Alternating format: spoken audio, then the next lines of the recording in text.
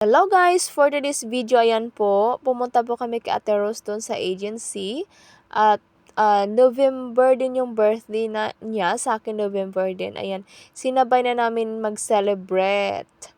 Ayan po, may nag-sponsor ng food, may nag-sponsor ng drinks, may nag-sponsor ng cake. Thank you girls. Ayan guys, salamat. I'm so thankful to have you. Ayan, birthday celebration yan. After that, pumunta po kami sa Kimberly Mini Bar. Ayan, nagtagay po kami. Kumain kami doon. Ayan guys, thank you. Thank you girls for spending time for my special day. Ayan guys, I'm so thankful to have you.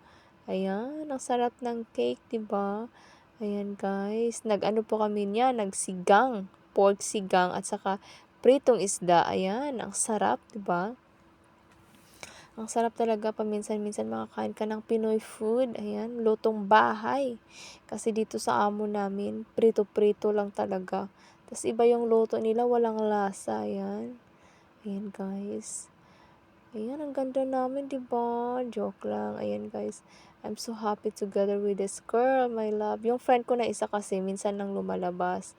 Ayan, but 'di ba, nag-enjoy kami. Buti na lang lumabas siya ng special day celebration ko. At least 'di ba nakasabay siya sa amin. Ayan, guys.